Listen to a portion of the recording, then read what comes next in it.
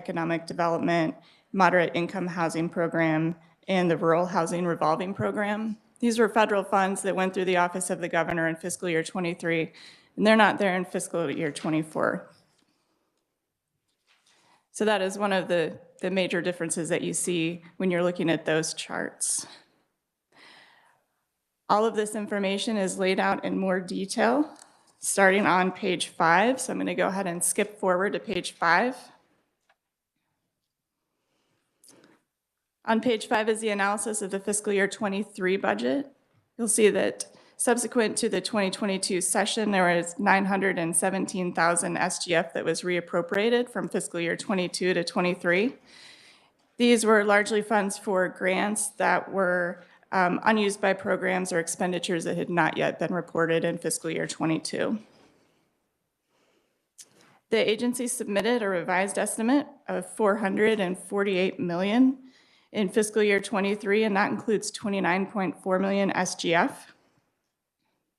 This is a decrease of 10.8 million all funds and a decrease of 86,000 SGF. If you look down at number 2 at the bottom of the page, it explains that there is a decrease of approximately 14.8 million, and that's all federal funds for contractual services in the Office of Recovery. There's also a decrease of 14 FTE positions within the Office of Recovery. This shift was largely due to the Office of Recovery shifting its focus from the Spark Advisory Panel to more of the federal reporting and compliance focus. On the next page, number 3, you can see that the agency anticipates an increase of about 4.1 million in federal funds, and that's for a variety of grant programs across the Governor's Grants Office. There's also a decrease due to reappropriations in the administration program that were not budgeted for in fiscal year 23, as well as a slight decrease in salary and wages expenditures in the Minority Affairs program.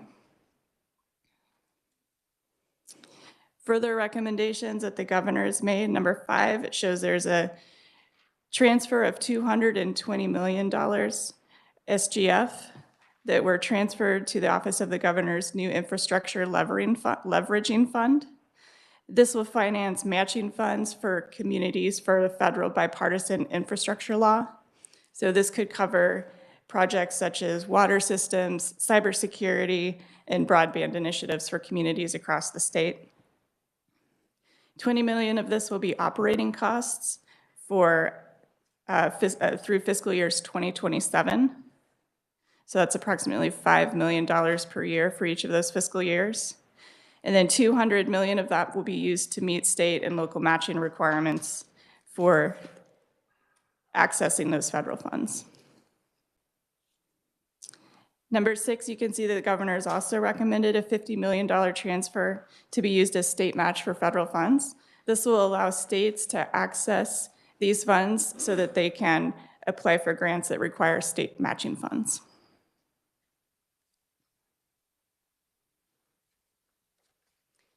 I'm going to go ahead and skip forward to page 8. On page 8 is the fiscal year 2024 analysis. The Office of the Governor requested 43.4 million all funds, and that includes 16.5 million SGF in fiscal year 24. This is a decrease of 404.8 million all funds and a decrease of 12.9 million SGF. Within the 2024 recommendation or agency request, you can see that there's approximately $7.5 million in enhancements.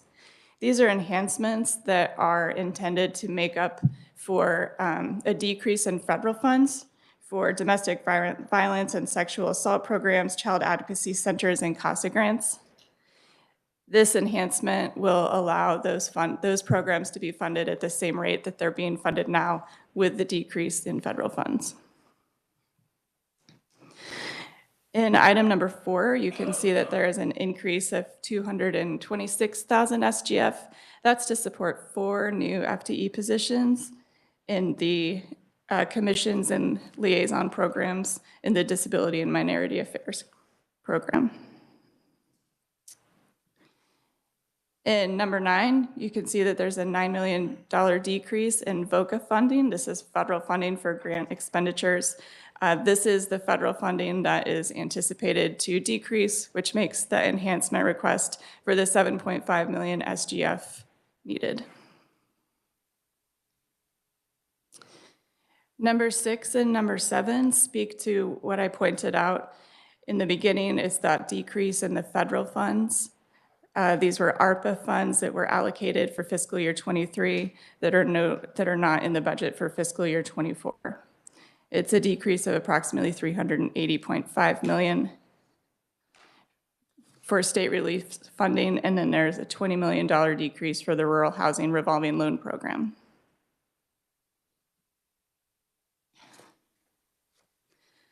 On the next page, page 10, you'll see that the governor further recommended expenditures of $44 million. That's from all funding sources. This includes 17.8 million SGF. This is an all funds increase of 654,000, and that includes 1.4 million SGF. And that's above the original request that was submitted. These recommendations include an increase of 6 FTE positions in the office of the governor. This is an increase of 654,000 SGF. These staffing positions will include staffing for communications, legal counsel, government affairs, and administrative support staff. The governor has further recommended ending the transfer. There's been an annual transfer from the Problem Gambling and Addictions Grant Fund to fund the domestic violence prevention grants and child advocacy center grants. The governor's recommended that this transfer be ended so that those monies can be focused on problem gambling and addictions programs, and that this be replaced with SGF. On page 11 is a summary of the enhancement request that the agency has requested in fiscal year 23.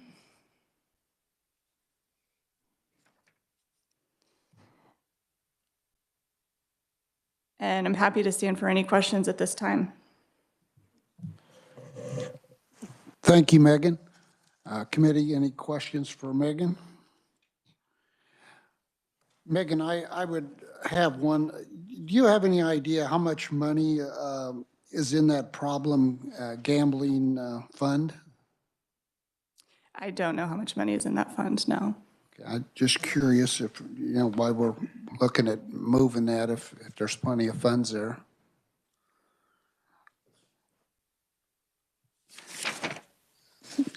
Senator Masterson. Thank you, Mr. Chairman. So the delta between actual 22 and then 24 on SGF is roughly double. So, well, more than that, 7.6 million to 17 million, 16 million in 24. Is that basically the difference in that SGF going back to what was normal, right? Taking out all the pig in the python through the federal stuff. Is that the enhancements on the domestic violence grants of 5 million? That's the SGF requested to be added there.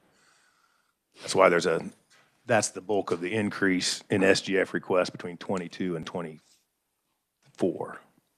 Between the actuals in 22 and the request? Yeah, the actual in 22, because what it looks like is that you're more than doubling SGF funding to the governor's office. And I just wanted to make sure that that's the bulk of it, is that enhancement for domestic violence, child advocacy centers, and CASA for 7.4 million. So if you look on page 7, there's a chart that shows the comparison of the actual 22s, or 22 actual expenditures and the fiscal year 23 request. And the SGF increase there is largely due to, there are $20 million that were added for the Rural Housing Revolving Loan Program, which is not there, or that's added for fiscal year 23 that was not there in 22. Yeah, but that's just the one, but moving forward into 24 and on, it's the anticipation of those grants being funded directly into the governor's office. Is that all right? In fiscal year 24, the major SGF increase, yeah, that's going to be the additions for the grants And then also there was the FTE positions in the Office of the Governor. Make sure we're not trying to pay Will $1 million a year or something, right? Sorry. Thank you, Mr. Chairman. Any other questions?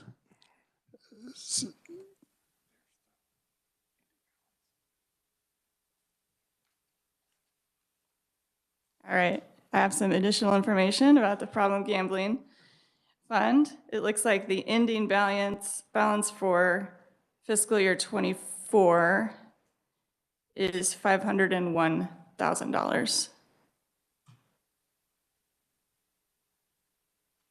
Thank you, appreciate that. Senator Alley.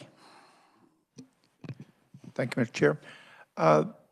Going back to that problem gambling, the funding source for that is what? Where do we get the problem gambling fund? Is that from a percentage of the lottery, or not lottery or? And so how much is that? Is it like 2%? I'm getting a yes from Okay. the audience. And is there any other takeout from that money other than this like here? So is that problem gambling fund used for some other purpose? That's not information that I have Okay. now, but I can find that out and provide that. Any other questions? Thank you, Megan. Next, we'll have Joyce Grover, Executive Director, Kansas Coalition Against Sexual and Domestic Violence. Joyce, welcome, committee. And we have a long list here, so if you can hit the highlights, and thank you.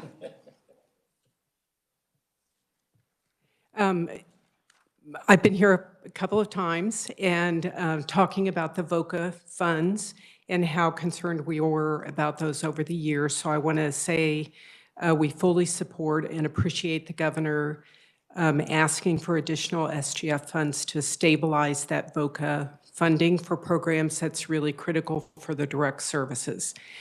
However, we're also here to ask for additional appropriations of $10 million to go into that domestic violence prevention funding in order to assist programs with what they're up against. Level funding in today's world is really a cut. We've got a lot of different issues facing programs across the state, reaching into everybody's communities. And there will be a couple of people here today to talk about that. And I just wanted to say, we've got several other guests here that have come for the hearing from these programs. We've had to make a lot of adaptations over the last few years. These programs are also up against funding issues around fuel costs, around inflation, around workplace challenges, salaries. And so we are really asking that the legislature help us with that by increasing that SGF appropriations beyond VOCA. Because VOCA is really specific. The federal rules around that are very specific around direct service, but there are all these other pieces that go to support that direct service that are not funded by VOCA. So that's why we've come to ask for this significant increase in the domestic violence prevention line grants in SGF. I'm happy to take questions. Some of the real heroines of the work are here today to talk with you also, that they can tell you kind of what the day-to-day issues are with the challenges. Thank you, Joyce. Any questions for Joyce? Senator Pittman. Thank you, and thank you for testifying on this. Obviously, it's an important issue. We want to be sensitive to it. 5.4 million is a number. 10 million, what's that reflect as a percentage of budget? That's like, more than doubling the budget that's for SGF specifically. 5.4 is doubling? 5.4 keeps the VOCA fund stable. And we're asking for additional funding to go into that SGF, into those grants, to deal with all the other issues beyond VOCA. Just one more question would be, if you had $10 million, do you have a plan how that would be used with specifics in terms of full-time employment or some of the travel? I don't have those details, but we go through a very significant grant application process, and those details are screened very closely by the governor's office, by the governor's grants program. Senator Masterson. Thank you, Mr. Chairman. Just, was the request for the enhancement made to the governor's office as well? And she just chose not to do the enhancement? Right. Okay, thank you. Any other questions? Seeing none, Joyce, thank you for being here today. Appreciate it. Very much. Next, we'll have Jennifer Hecker, Executive Director, Options for Sexual and Domestic Violence Services in Hayes. Jennifer, welcome to committee.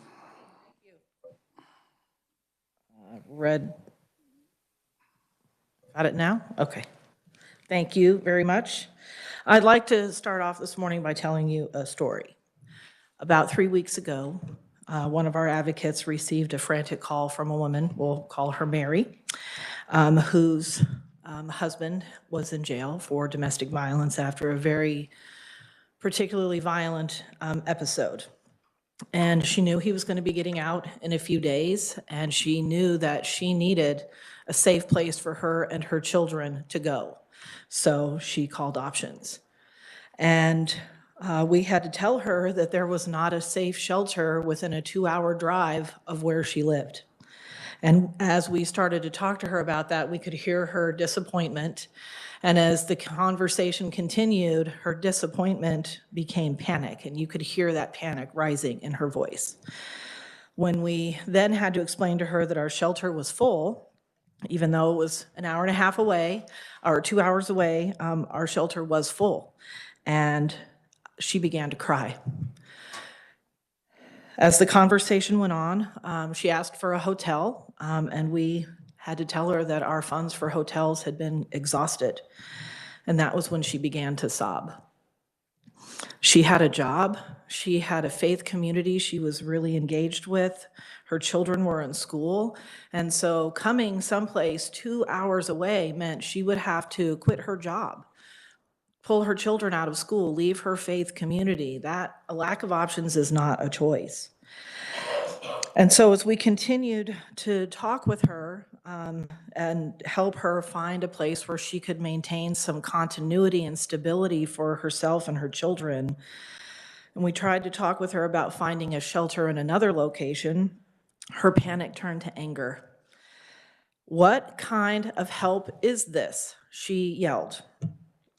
She began to cry, and hearing this woman's voice say, "The police have told me to leave. My family has told me to leave, and there is nowhere for me to go. What am I supposed to do?" That was a horrible call. And just like that, the light of hope in her heart went out, and she hung up. And that was really difficult for her to know that to be told that there is support and all of the funding is gone to help her. In my career working with victims of domestic and sexual violence, I have learned one thing, and that is that they seldom ask for help for themselves because their abusers are so incredibly skilled at convincing them that they don't deserve help. And so they have stopped asking.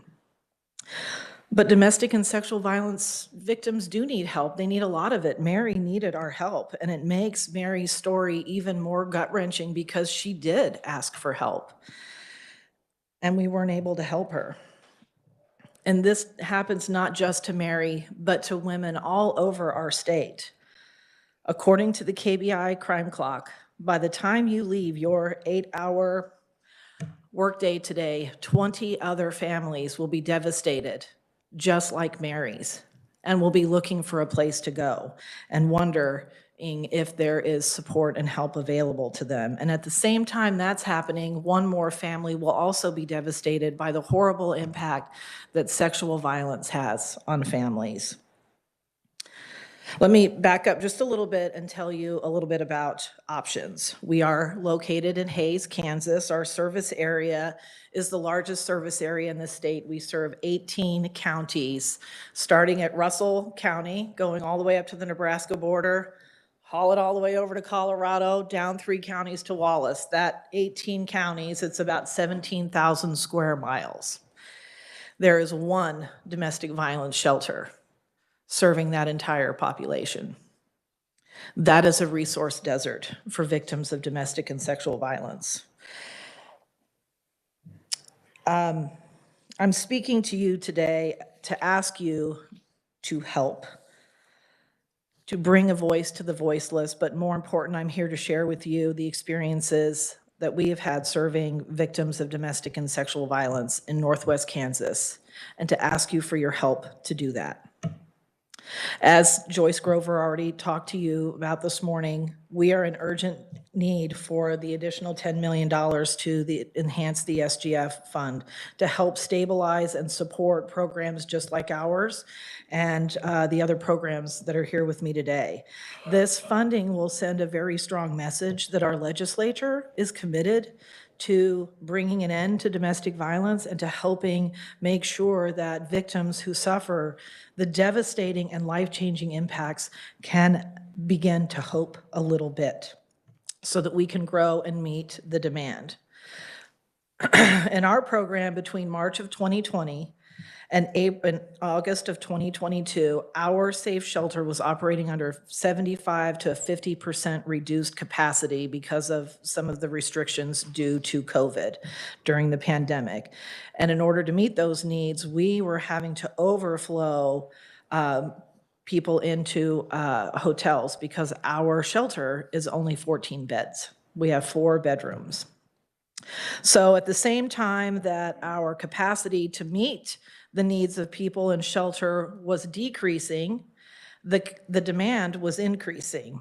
And at one point in the spring of 2022, our demand was so high that in our 14-bed shelter, which is typically about how many people we have, we were actually providing shelter services to 28 people in 3 different cities in 5 different locations between hotels and our shelter. Residents, and this was, I can't even begin to describe how this stretched our capacity to serve people because our program is designed and staffed and funded to provide all of our shelter services in one single location. And we were doing it in 5. Residents in hotels had to wait for basic needs, something as simple as getting their laundry done. People in hotels had to wait for their meals, and that is not a way to treat people with dignity, particularly people who have experienced a great traumatic event in their lives. One of our victims even reported she didn't get an evening meal, and all of the chaos of the various locations and not having enough staff to serve her, someone fell through the cracks. As we began overflowing people into hotels, trying to solve this problem and going Mach 10 with their hair on fire, trying to keep up with everybody, the hotels that we had partnerships and agreements with at the beginning of the pandemic that were charging us about $48 to $50, $60 a night, those prices jumped to over $110.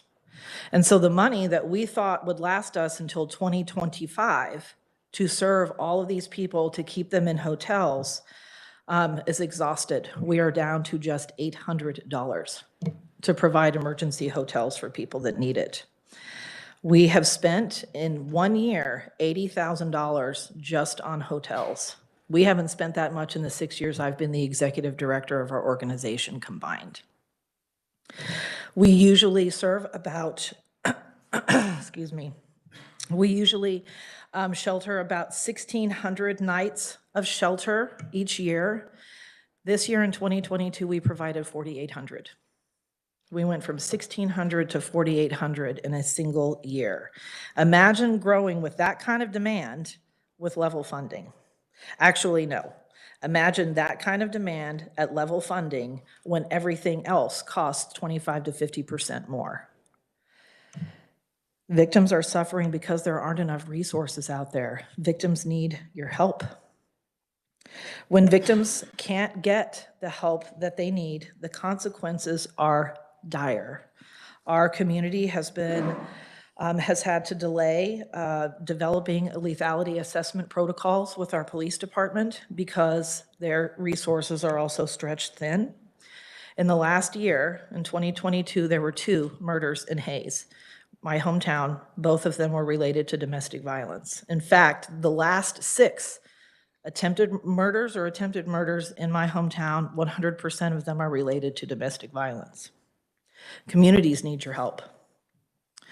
But victims aren't the only ones that are doing without. The workforce that is supporting the victims are also doing without, and they are getting tired. They are worn out. We had a surge of turnover of 56% last year. And so we are losing staff to other human service fields like DCF and St. Francis because they can pay more, they can offer more benefits.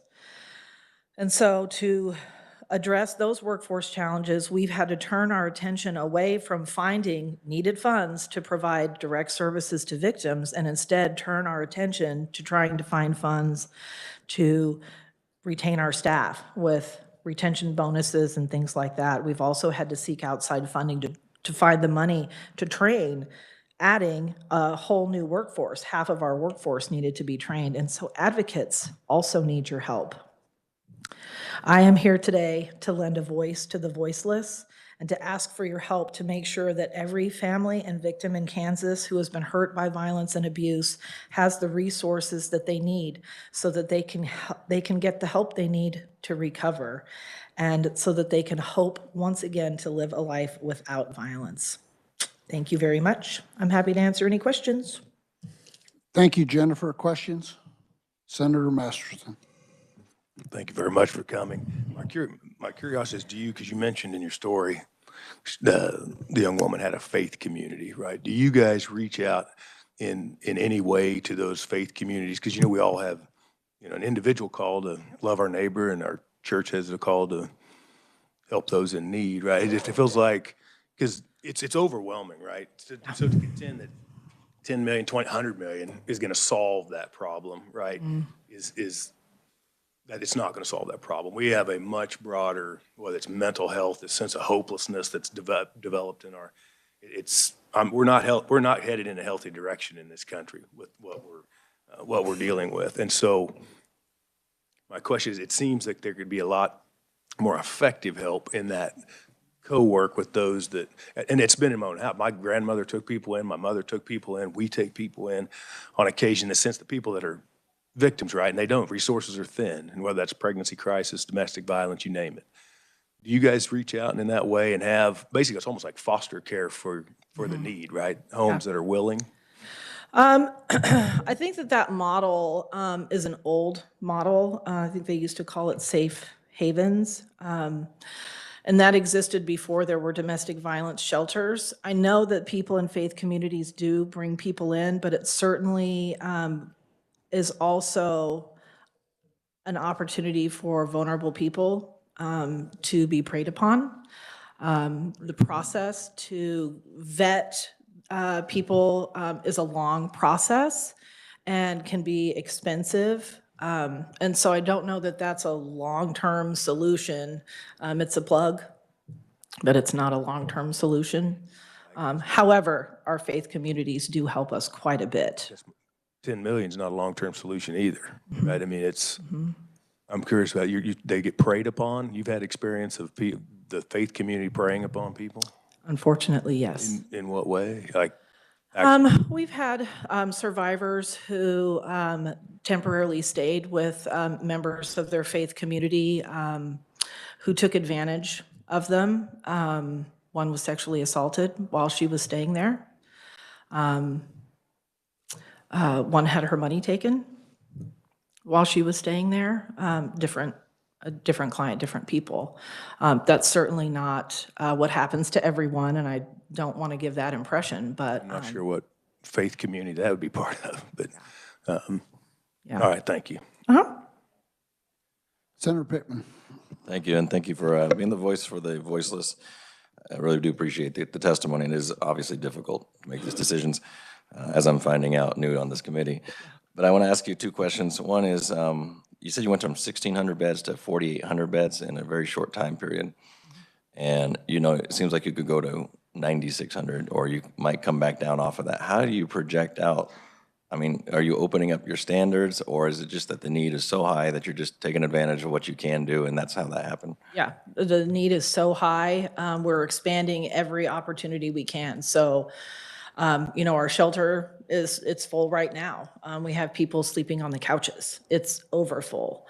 And so when it's over full and people are still calling and the other shelters are full, in our community, there are no shelters. It's it. We're it. And so we're having to open up hotel rooms and other things like that, you know, when going to another shelter or staying with a family member, a friend, a relative, or someone in a faith community isn't an option. Would you say that it's becoming, is it an alternative? I mean, would you say the program is being taken advantage of by folks who maybe don't have homes, or is it, you know, do you vet? No, I don't think so. Okay. We have not found that in my experience, no. Last question would be, you know, you had federal funding before, and is that lapsing? And are we trying to Some make? of the federal funding is going down, yes. And, you know, you've heard what's happening with VOCA. You know, with our level funding right now, if nothing changed for us, we rely on SGF to help us make our match so that when we apply for VOCA, we can apply for more money and pull more money down on the federal side. But with our funding right now, we would have to cut $147,000 out of our VOCA budget because we don't have the match money. Luckily, we're under a waiver right now. But that's what we're looking at with level funding. So level funding gets us the funding, but we're going to miss out on some funds coming from the federals. The 10 million goes above that matching level to some extent, right? I'm not sure how to answer Right. that question. Yes. Yes. Okay, thanks. Senator Masterson? Sorry, Mr. Chairman, follow up. Do you get any philanthropy? Do you any, Yes. you do, and what percentage of your recent? About 10%, 15% of our budget comes from donors. That's gone down during COVID. All right, thank you. Yeah. Senator Alley? Thank you, Mr. Chair. How long is a typical stay? For us, it's about 90 days is the average.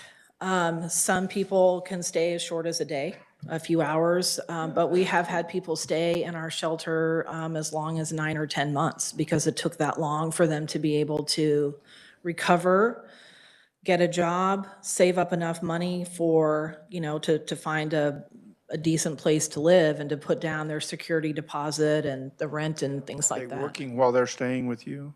A lot of them are, yes.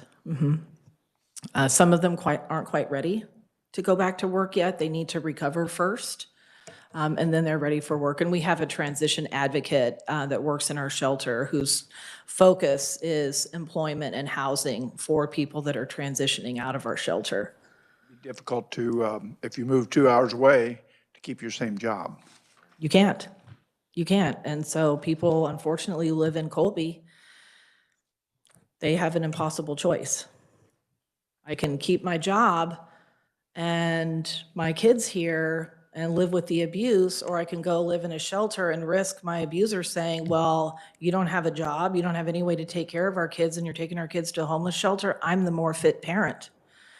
And that fear keeps people in those relationships because they don't want to leave their kids. Jennifer, just for clarity here, Joyce said $1 million, and now you said $10 million. Are we talking the same? Yes, 10 million. Okay, maybe I misheard her then. Okay. Right? Any other questions? Seeing none, thank you, Jennifer. Thank you. Appreciate all you do. Thank you. Thank you for your time today. Next, we'll have Julie Donlan, Executive Director, Metropolitan Organization to Counter Sexual Assault. Julie, welcome committee.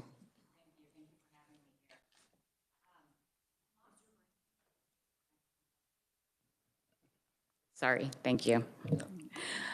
Good morning. Thanks for having me here and being able to provide a perspective from the Rape Crisis Center. So MOXA is the sole provider of rape crisis services to survivors of sexual violence in Johnson and Wyandotte counties. In 2022, MOXA supported 210 Kansas survivors during their sexual assault forensic exam following a rape. Our advocates assisted 158 survivors through the criminal justice and personal advocacy process, and over 638 survivors or their loved ones through our 24-hour crisis line. And 241 Kansas survivors received counseling from our licensed therapist. All of these services are free of charge because no victim of sexual or domestic violence should have to pay any more than they already have to recover from these crimes. The impact of sexual and domestic violence is significant and can be long-lasting. Without supportive services like advocacy and counseling, victims can experience long-term impacts including depression, PTSD, anxiety, eating disorders, and increased risk of drug and alcohol abuse and suicide. We know through the Adverse Childhood Experience Study, it also shows that child sexual abuse is linked to long-term health problems like heart disease, tobacco use, and early death. So on a societal level, this all adds up to a significant cost to families and communities if left untreated. The CDC estimates the lifetime cost of rape equates to about $122,000 per victim in healthcare, criminal justice cost, and lost productivity. And you can understand that when you hear Jennifer talk about that issue of having to drive 2 hours to a shelter. For victims of childhood sexual abuse, that number jumps up to about $210,000. This work is hard. It takes an emotional toll on our team members. Many are barely making a livable wage and have families of their own to care for. They experience not only stress on their jobs, but concerns over the rising rates of inflation and how they will continue to make ends meet on their current salary. We are losing staff to the private sector for higher paying jobs without the emotional toll that goes along with working in this industry. Turnover is a real concern. In January of 2022, our turnover rate was 29%. Exit interviews revealed that the top reason was salary. MOXA's salary levels lag behind the market rate by at least 15% each year. The high demand and a shrinking nonprofit workforce has resulted in incredible competition. We're having difficulty recruiting for vacant positions just at a time when victims need us the most. We are losing well-trained and committed team members because they can't afford to continue to work at the same salary they made 3 years ago. Inflation is impacting our teams. Gas, food, housing, and daycare have all increased, and our salaries had to keep pace to retain staff. In 2022, our personnel expenses increased 22% over 2019 and are projected to increase another 8% this year. Health insurance costs have gone up 20% since 2020. While at the end of 2022, our turnover rate stabilized to an average about 13.5%. That was due in large part to the market rate adjustments, COLA increases, and increased employer contribution for healthcare. However, if our funding from VOCA remains flat, we will not be able to absorb these additional costs, and staffing cuts will have to be made. This will mean that survivors' call to our crisis line at their time of greatest need may go unanswered. Advocates may not be available to support a survivor during their sexual assault forensic exam or assist them in applying for an order of protection or crime victims compensation funding. The wait time for our counseling sessions, which is already at 4 weeks, will increase. All of this will have a direct impact on the health and safety of Kansans, and our economy. Just doing some quick math, based on those increases in our salaries and healthcare, we have approximately 40% of our workforce that are Kansans, that are working with Kansas survivors. MOXA serves both sides of the state line. That would mean if we stay flat, we've got that 22% delta that we can't fund. So we would lose 22% of our workforce providing services to survivors in Kansas. which would equate to the same amount of survivors being served. While salary and benefits are our largest portion of expenses, we are experiencing rising costs in several other areas as well. Due to the rise in gas prices, we've had to increase our mileage rate. Our team travels all over Johnson and Wyandotte counties to provide support to survivors at hospitals, police departments, and court hearings.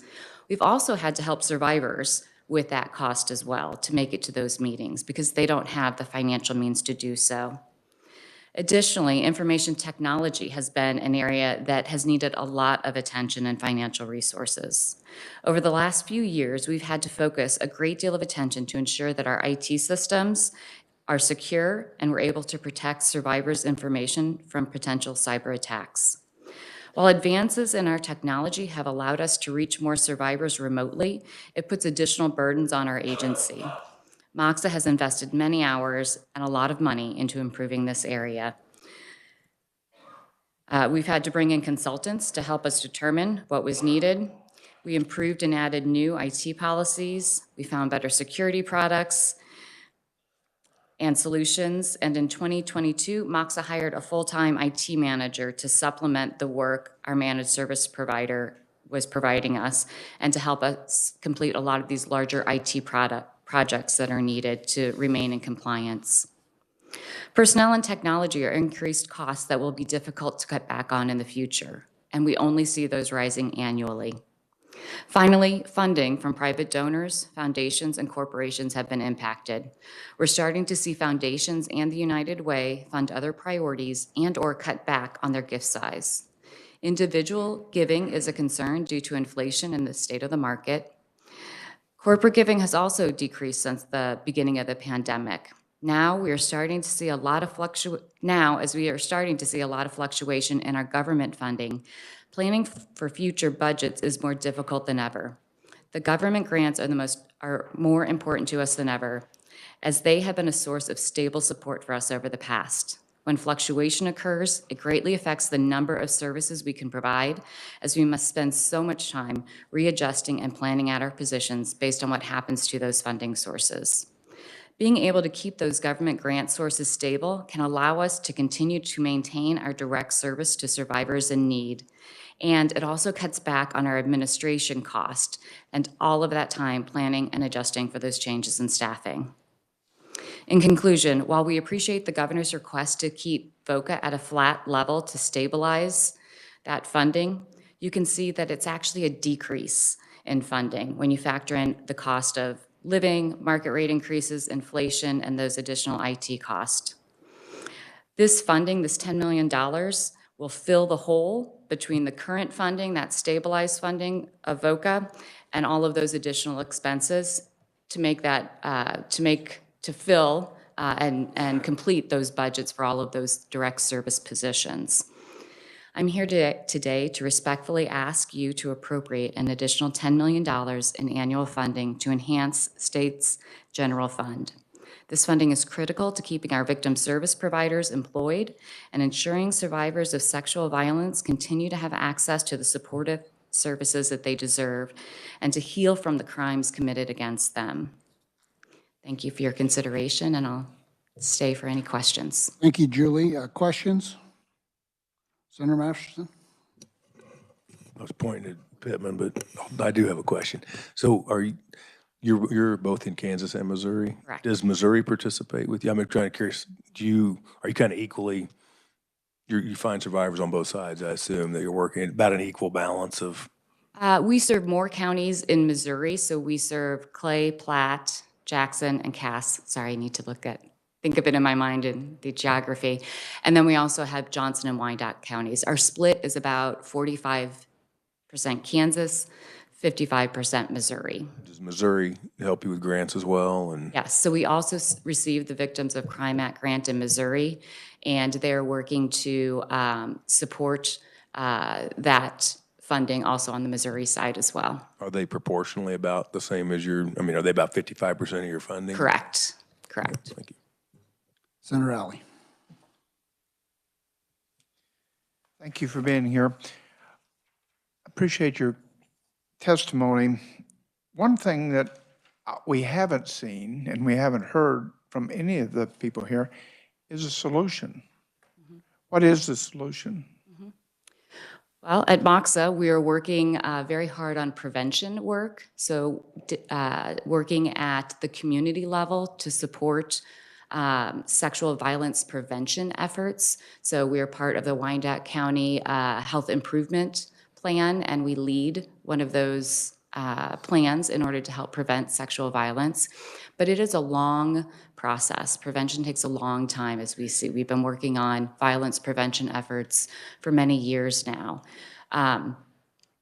The other issue I think that is important to keep in mind is that while the federal VOCA funds are going down, that should be a temporary situation. There was a situation about, I'm going to get my years wrong, 4 or 5 years ago. There was a change in the way that fines and fees were being allocated. So there were a lot of deferred prosecutions.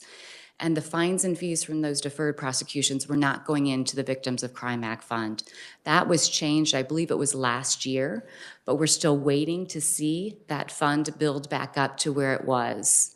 And so I see this as a temporary solution to keep us whole while that fund goes up and we can start drawing down those VOCA funds at a higher level, or those funds come to us, come to Kansas at back at that higher level.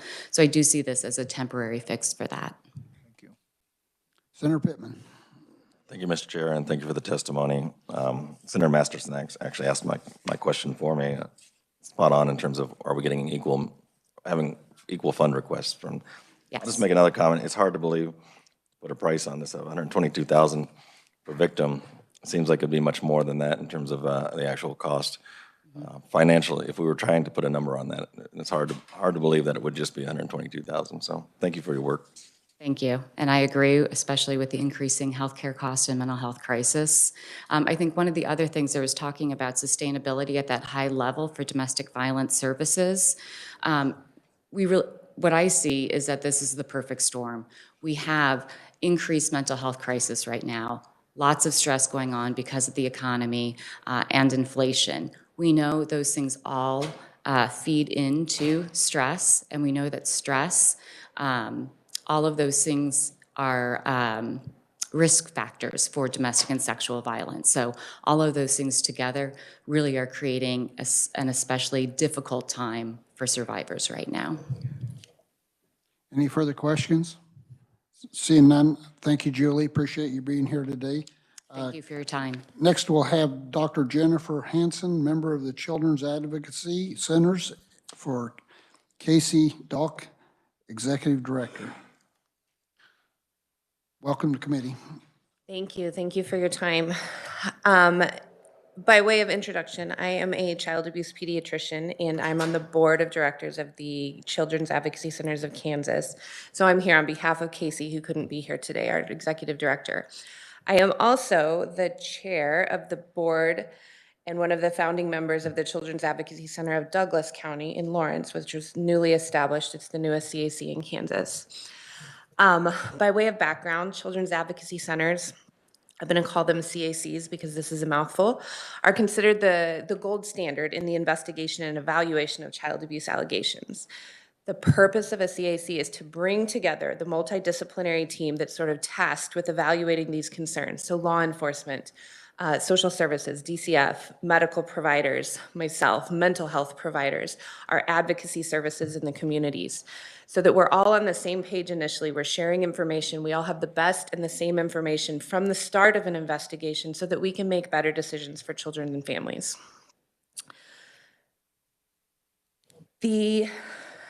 On behalf of the CACs of Kansas, we want to thank the legislature for the ongoing support of our work in the state. The state CAC fund is administered through the Governor's Grants Program.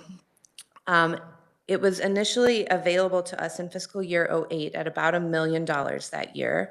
At that time, there were 16 CACs in the state of Kansas that served about 1,750 children and families across the state that year. Since that time, the CAC fund has decreased a little bit and then maintained at about $800,000 a year for at least the past 10 years. During that same time, CACs have increased and grown their services significantly. And in fiscal year 22, we served almost 4,400 children, so about 3 times as many children with static funding over the past 15 years. So we're tripling the number of children and victims and families that we're serving every year, but really with no additional funding support. Like you've heard from some of the other agencies talking, VOCA is one of CAC's primary funding sources, but you do have to leverage that with other matching funds and things like that. And so we are limited and not being able to draw additional funding historically because we don't have the same sort of funding sources to match. So the other piece of this that sort of hits home for me as the chair of this newly established CAC, with the state CAC fund being static for so many years, we as a new CAC have not been eligible to receive any state funding because the other 16 established CACs are receiving all of that money and depend on it. So opening it up to give us some of that funding would put them at a loss. And so we have been running now, we just yesterday, in fact, had our 2-year anniversary of being open. During the past 2 years, we have provided nearly 1,000 advocacy services to people in Douglas County. And so we've done this all without any state support through this fund. And so we've been able to luckily secure funding through the county and the city of Lawrence and some private grants and VOCA. But we are not able to grow. In addition to our sort of limitations at my CAC, about 1/3 of the state of Kansas is unserved by a CAC. And so without additional funding in this fund, we can't, as a state, move forward to provide more services across the state to children and families. National research shows that CACs being involved in child abuse investigations save an average of $1,000 per case, moving through the criminal and investigative part of this, so it's money saving.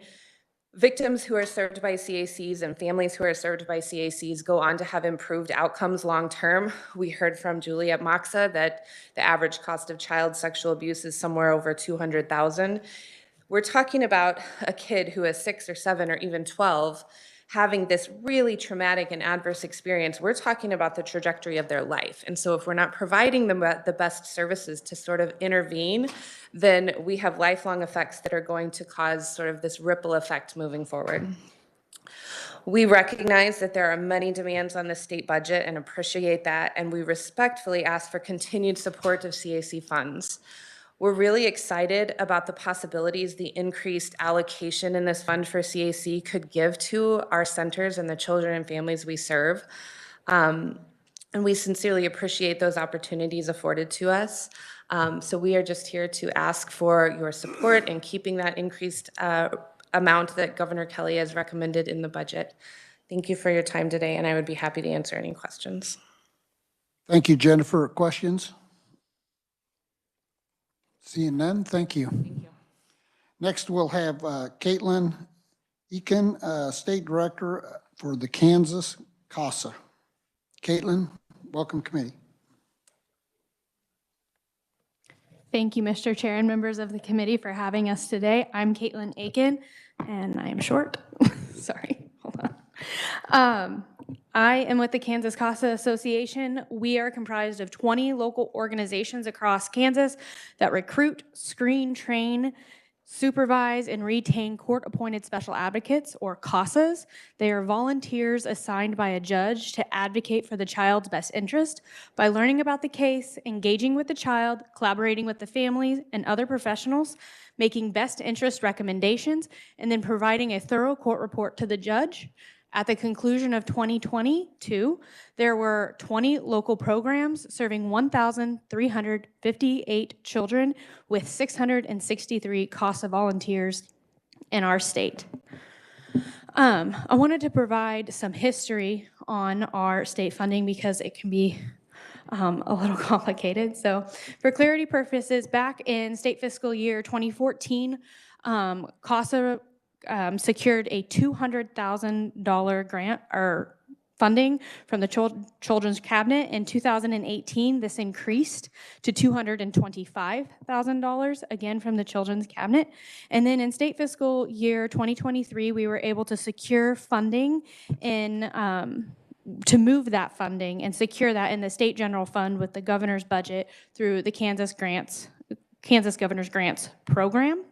And then in state fiscal year 2024, Governor Kelly was gracious enough to allow an offset amount of $250,000 in her budget for a total line item budget for CASA of $475,000.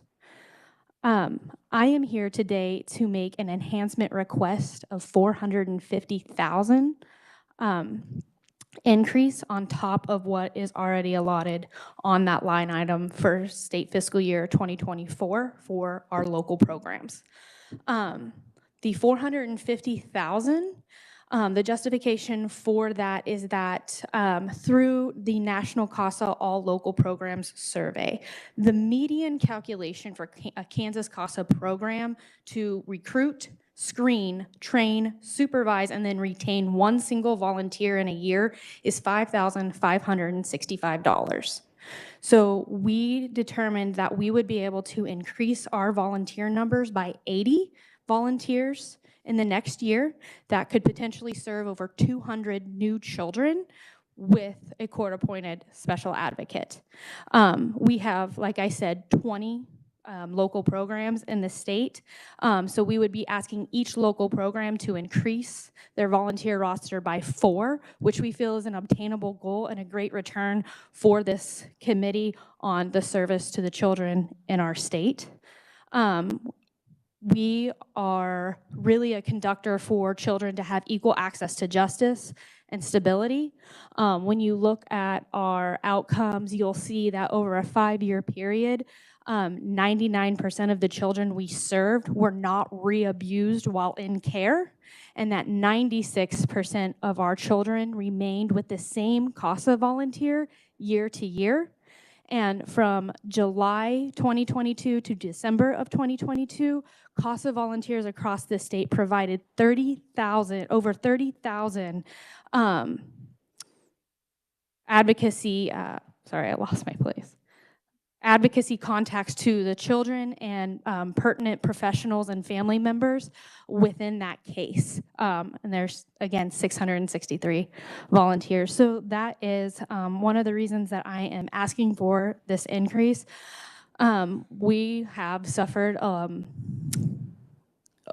turnover in our local programs. So in 2022, we did lose 2 programs. We lost a program in the 30th Judicial District in Sumner County, and then we lost a program in the 17th Judicial District, which is Decanter, Norton, Phillips, Smith, Graham, and Osborne. To tell a short story about that, our director there was working full-time. She was an attorney. She had been a GAL. She moved back home to help her parents work on the farm and keep that up to date. She was making less than $20,000 because she believed in the work that we were doing here for CASA. Unfortunately, the fires in that area and on top of the economic situation we all know about, she needed a slight cost of living increase, but they were not able to facilitate that due to the lack of resources. And so we are so grateful for the $225,000 that we've been continuing to get. But in order to keep more doors from closing and to serve more children, that is the reason we come to you today and ask for that increase. And I do apologize, Mr. Chair. I forgot earlier that I'm also asking for an increase of I'm asking for a new line item of $150,000 for the state program alone, so that we can also be an incubator for our programs. We serve 61 counties in Kansas. 73% of those counties are in rural areas or frontier areas. So they are lacking resources and needs for additional training.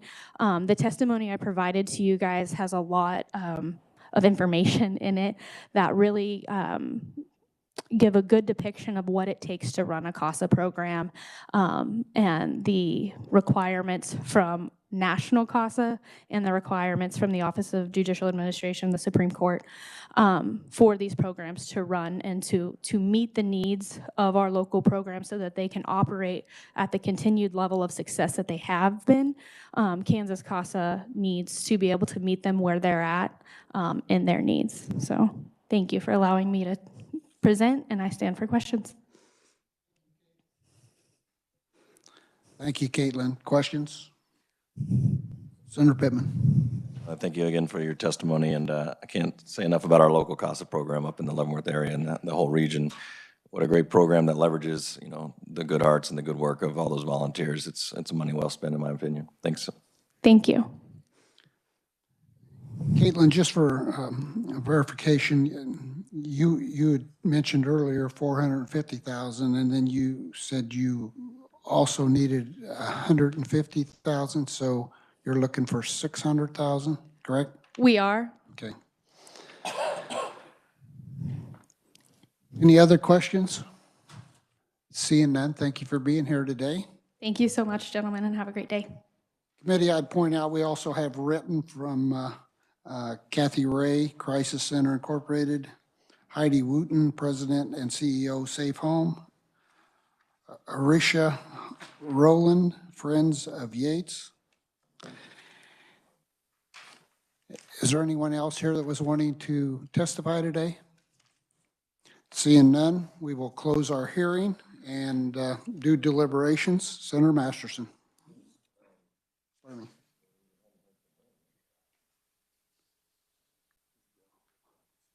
Will, was you? Oh, sorry. Okay, I apologize. I didn't have you on my sheet. Yeah, no problem, Mr. Chairman. Will Lawrence, Governor Kelly's Chief of Staff.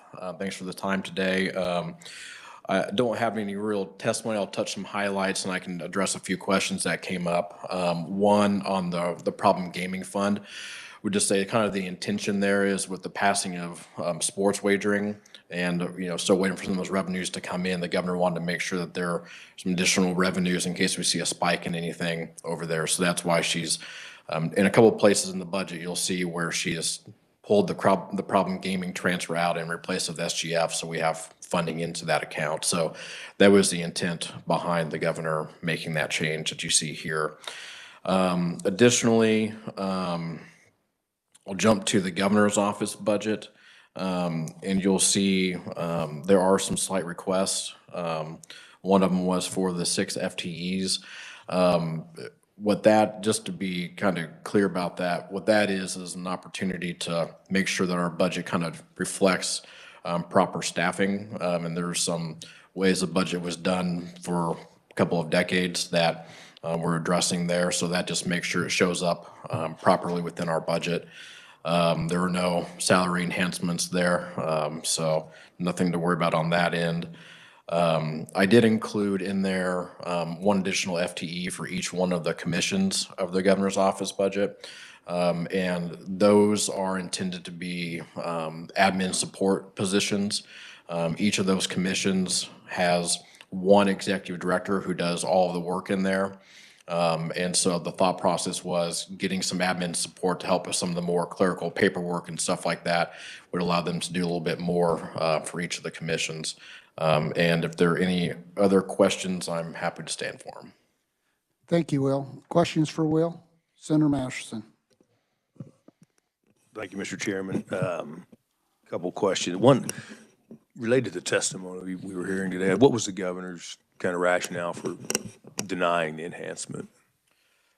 So I was not in the room for the deliberations on that, and we do have Acting Secretary Profit here to address as well. But I will say, you know, obviously this has been it's been a challenging issue for the last couple of years. We've heard this testimony a couple of times, and so you know the governor, always anticipating a lot of needs in different places, wanted to increase the amount of SGF going to these programs. But also know that part of the challenge here is the federal funding aspect. You know, that is an ongoing problem. So I don't know if, Adam, do you, okay. So that's the basis. I understand. Then the other one was, you know, there's been the conversations around the FTE increases for the commissions and stuff that, you know, one for each. I mean, I think, you know, the conversation you and I've had, you would entertain something less than that, like a half FTE to meet the goals over there? Yes, at one point, I tried to do one shared position for all four of them. That was a real challenge. But, I think going one shared for two of them would at least move the ball forward and allow us to assess if there's more need there or not. That may deal with some of the clerical support that they need. Thank you, Mr. Chairman. Other questions for Will? Senator Alley. Thank you, Mr. Chairman. Thank you for being here.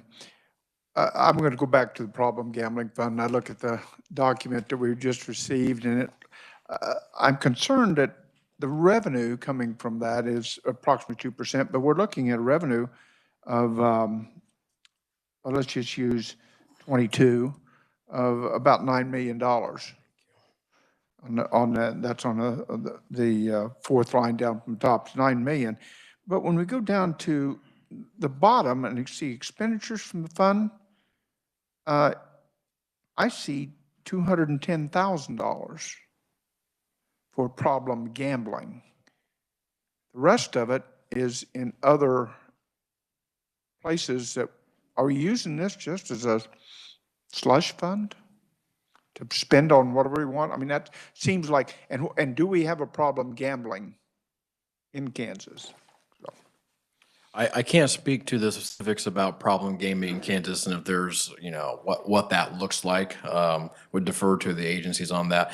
I will tell you that's part of this with the governor. As you've looked at the budget over the years, there have been a lot of places where there have been these transfers. The highway fund was one of them where, besides the big transfers, there were smaller ones where, you're funding weird things. I think there might have been mental health being funded out of the highway fund at one point in time. So the governor's been trying to deal with those transfers to make sure the money that's allocated in those places or where it belongs. So then we actually know what the usage is. And so that's kind of the same thing here is pull it all where it belongs. And then if we need to make a different assessment, we can do that, but stop transferring it out to fund different things when it can be funded in a different way.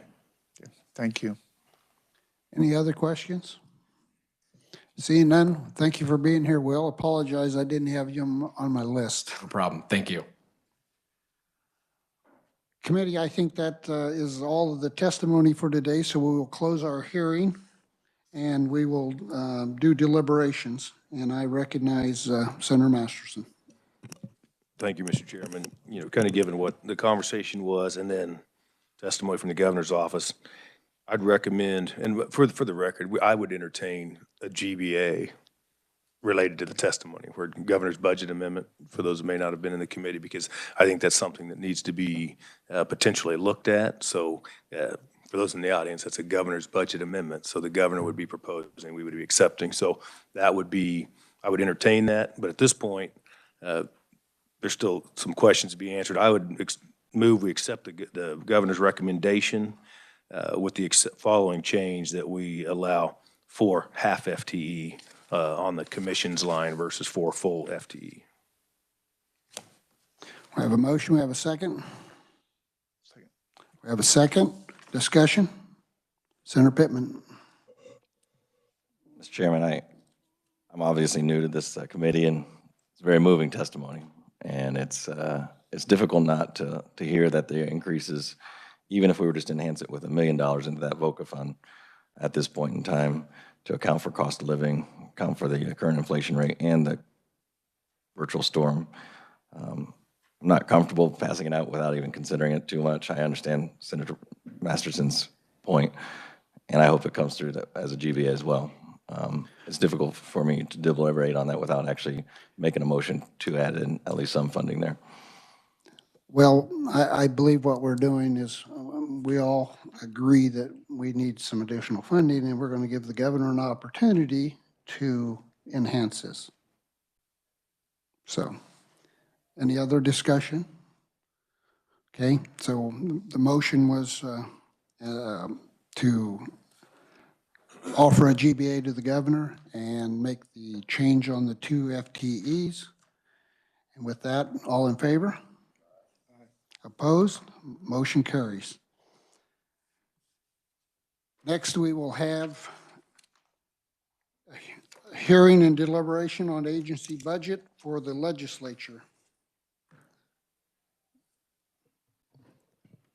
Morning, Amy. Welcome to committee. Good morning, Mr. Chairman. You should have a packet for the legislative branch agencies in front of you. It starts with the legislature. Start on page 1. I would just note that statutorily, the judicial branch is a pass-through budget. Generally, however, by practice, the legislative budgets are also passed through by the governor as they are submitted. I would just going to hit the high points. So if you have questions, please slow me down. Just remind you that the legislature had an approved budget of $28.7 million from the state general fund. They did have state general fund reappropriations of $5.2 million in fiscal year 2022 that reappropriated it into 2023. On page 2, for fiscal year 2023, the legislature requests a revised budget of $30.4 million, all from the state general fund, and 56 FTE positions. This is a decrease of $3.5 million, or 10.4% below the approved amount. That decrease is attributable to lapsing a portion of the state general fund reappropriations. For fiscal year 2024, the agency is requesting $25.6 million, all from the state general fund, and 56 FTE positions. This is a decrease of $4.7 million, or 15.5% below the fiscal year 2023 revised estimate. The majority of that decrease is due to a lack of reappropriated funds, as well as a reduction in the amount required for the ks modernization project. Mr. Chairman, I can go into more details about the change from fiscal year 2022 to 2023, or I can stand for questions. Are there any questions at this time? Seeing none, please proceed.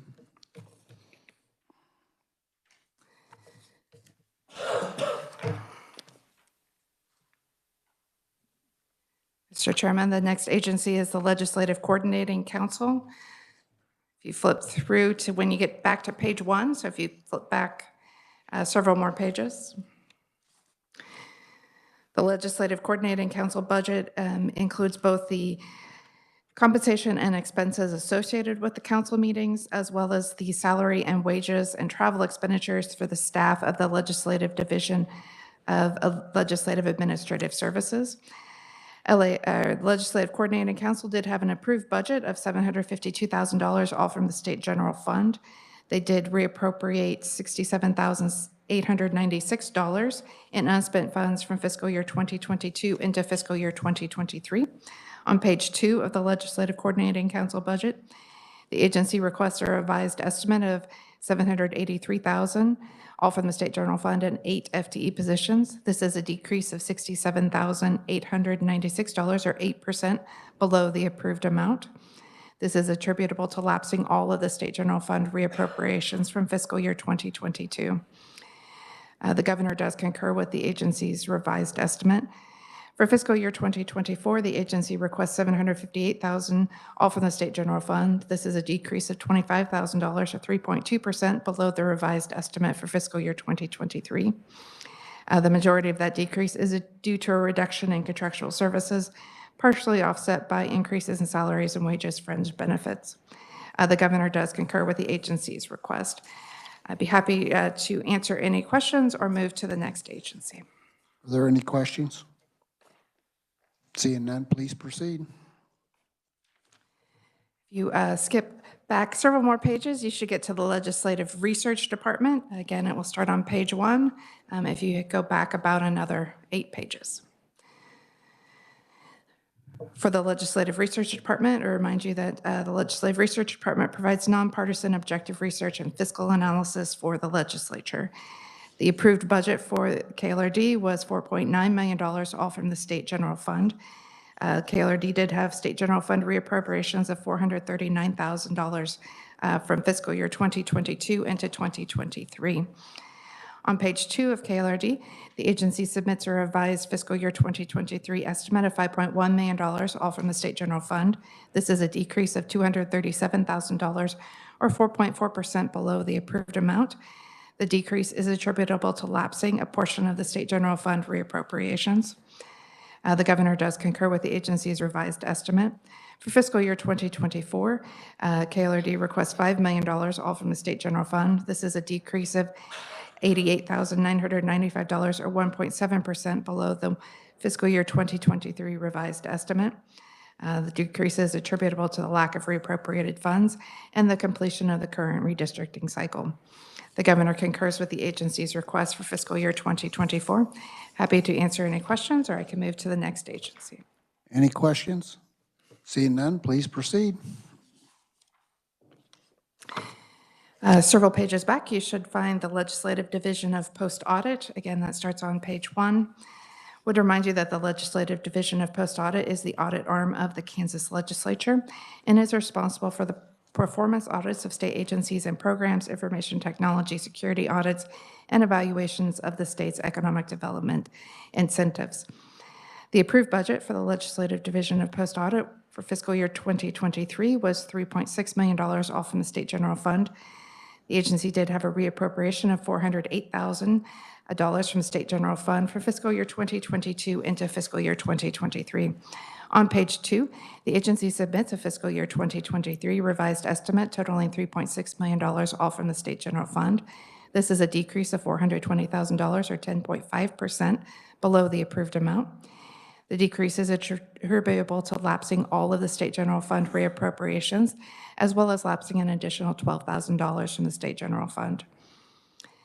The governor does concur with the agency's revised estimate in fiscal year 2023.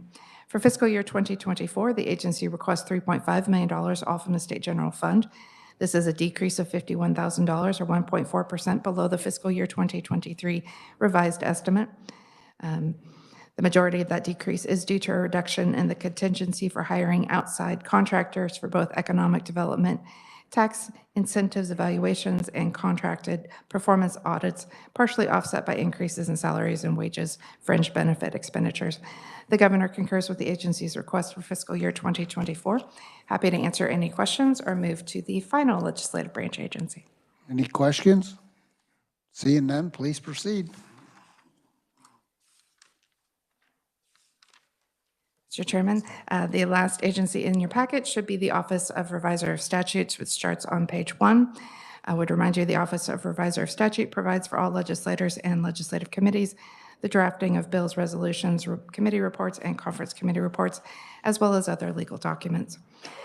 The Revisor of Statutes Office had a budget of $4.4 million approved by the 2022 legislature. They additionally had a state general fund reappropriation of $431,000 for fiscal year 2022 that reappropriated into fiscal year 2023. On page 2, the agency submits a fiscal year 2023 revised estimate totaling $4.4 million, all from the state general fund. This is a decrease of $431,000, or 8.9% below the approved amount. It is attributable to lapsing all of the state general fund reappropriations from fiscal year 2022. The governor does concur with the agency's revised estimate. The agency requests $4.5 million, all from the state general fund for fiscal year 2024. This is an increase of $23,000, or 0.5%, above the fiscal year 2023 revised estimate. The majority of the increase is attributable to changes in employer contributions for group health insurance, partially offset by a reduction in the employer contributions for CAPERS. The governor does concur with the agency's request. Happy to answer any questions. Any questions? Senator Alley. Thank you, Mr. Chair. One of the questions that comes up as you look through this is we do have the FTEs addressed here, how many FTEs are approved and how many are they fully funded? Are we fully funded in all the agencies, offices? Mr. Chairman,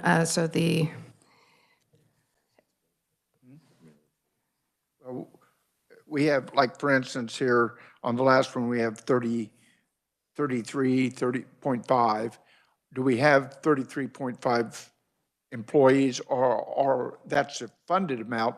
Do we have those filled positions is what I'm asking. Mr. Chairman, if you're asking the number of unfilled, currently vacant positions, I would defer to each of the directors to comment on how many vacant positions they have.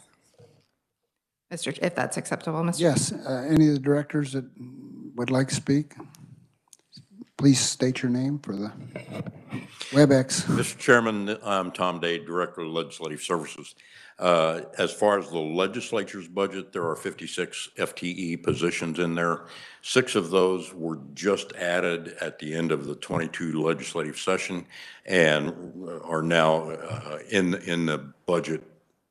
They are budgeted, however, they have not been filled because we are still in the process, and for us to try and compete, those are all IT positions, the 6 new.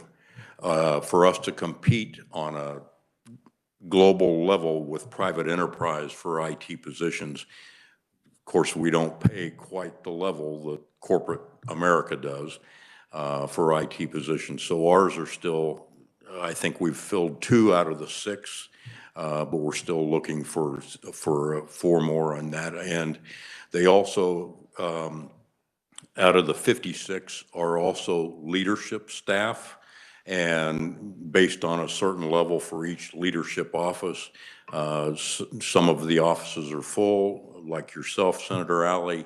I believe Senator Masterson's are full. But on the House side, I believe a couple of the leadership positions may have 1 vacant. Those kind of fluctuate on the leadership positions that are also included in that 56. So, yes. Thank you. Thank you.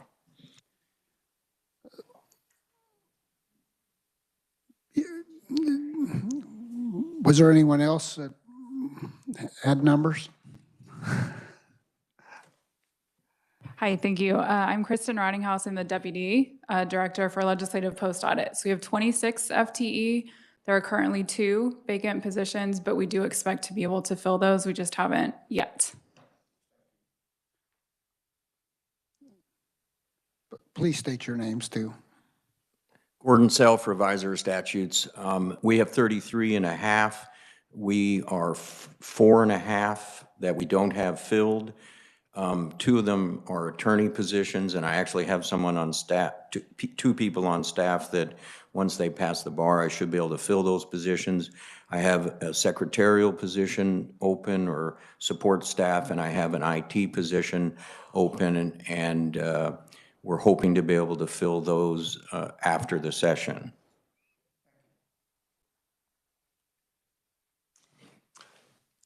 J.G. Scott, I'm Director of Legislative Research, and currently we have 1 vacant position. That might change in the near future. Thank you. Any questions for Amy? Seeing none, Amy, thank you a lot. Appreciate the update. Committee, we will close our hearing and do, yes, Senator Pittman. Thank you. This is for Director Day. I just had a question. Are our technical staff that run our committee meetings, are they included in your budget, or is that another budget? As far, you talking about the AV staff? Right. We brought in all that new equipment, and we knew that there was going to be a load on having these meetings staffed up potentially, and I didn't know if it was kind of a temporary thing. Have we transitioned that into a permanent thing that next year, and next year after that, we're going to have technical staff helping out with these committee meetings? We are staying hopefully on a temporary staff as far as that's concerned. However, there is 1 more permanent position out of the legislature's budget in that 56 FTEs. They're all in the legislature's budget, not in the Legislative Coordinating Council's budget. And so there is 1 more in that area where it would be a permanent position. So we would have 2 permanent on the AV side, and then keep backfilling with temporary positions. Can't justify full-time positions throughout the interim for those. So right now we use a staffing agency to help us fill those, as well as some direct hires as well. was going to ask, is there any way to get a nicer chair in the cage elevator? Excuse me? A nicer chair for those guys in the cage elevator? The cage elevator is staffed by the Department of Administration Facilities Management.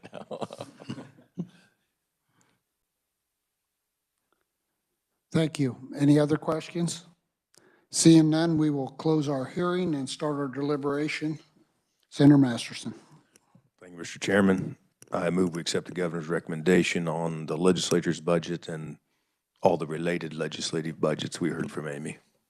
We have a motion, we have a second. Second by Senator Pittman. Any discussion? All in favor? Opposed? Motion carries. Thank you. With that, we are adjourned.